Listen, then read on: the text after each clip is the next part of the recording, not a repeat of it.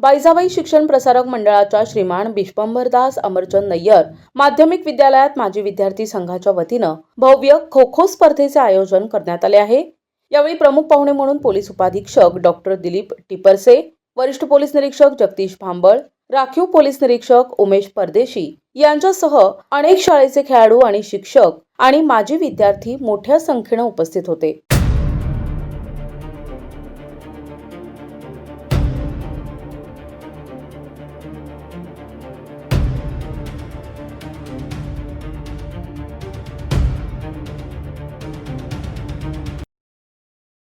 मित्रांनो, खो खो ही स्पर्धा खो खोमुळे फक्त काय आपला शारीरिक व्यायाम होत नसून आपल्याला खो खोमुळे आपल्याला आरोग्य लाभतं, आपल्याला स्वास्थ्य लाभतं। खो खोच्या इतिहासामध्ये यावर्षी एक मोठी घटना घडलेली आहे। आपल्याला माहिती आहे? कोणाला माहिती आहे काय घडलेलं आहे खो खोच्या इतिहासामध्ये? म्हणजे यावर्षी 2025 रोजी वर्ल्ड कप, जे पहिलं वर्ल्ड कप खो खोचं यावर्षी आयोजित केलेलं आहे आणि त्या दोन्ही मेन्स आणि वुमन या दोन्ही स्पर्धेचे विजेते भारत संघ आहे यावर्षीचा।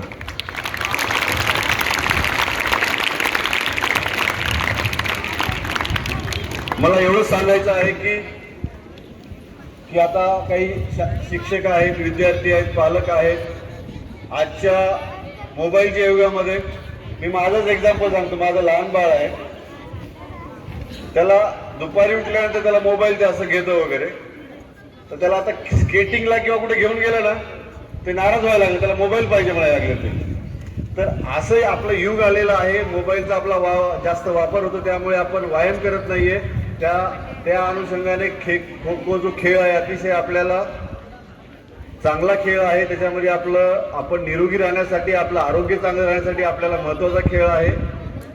सर्व या ठिकाणी आलेले जे स्पर्धक आहेत, सर्व प्रशिक्षक आहेत, त्यांना मला एवढीच आग्रहाची विनंती आहे की हा खेळ कोणी जिंकेल, कोणी हारेल, कोणाला पॉइंट मिळतील, कोणी हारण्या आणि जिंकण्यासाठी न खेळता या खेळातून आपलं जे काही व्यक्तिमत्व विकास व्हावा यासाठी आपण हा खेळ खेळावा। विद्यालयाच्या रौप्य महोत्सव वर्षानिमित्त या ठिकाणी माजी विद्यार्थी संघानं आंतरशालेय अंडर 14 मुले आणि मुली या खो खोच्या स्पर्धा आयोजित केल्या आहेत आणि या स्पर्धा नगर शहरातील विविध शाळांमधून जवळजवळ 15 ते 20 शाळा या ठिकाणी सहभागी झालेल्या आहेत। या स्पर्धा भरवण्यापाठीमागं माजी विद्यार्थी संघाचा खूप मोठा या ठिकाणी वाटा आहे। खरं तर त्यांनीच या स्पर्धा या ठिकाणी नियोजन केले आणि त्यांनीच भरवलेले।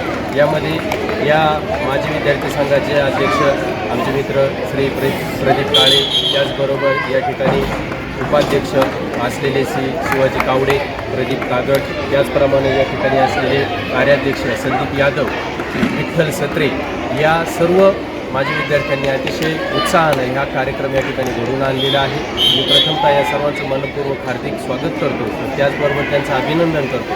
कारण असा जो कार्यक्रम आहे तर हा आपल्या या शाळेमध्ये पहिल्यांदाच आणि माझ्या माहितीप्रमाणे या ठिकाणी नगर शहरातच नव्हे तर जिल्ह्यामध्ये अशा प्रकारचा हा कार्यक्रम पहिल्यांदाच आयोजित केलेला आहे। तर मी या सर्वांचं पुनश्च एकदा मनापासून हार्दिक अभिनंदन करतो। विशेष प्रतिनिधी NTV न्यूज मराठी, अहिल्यानगर।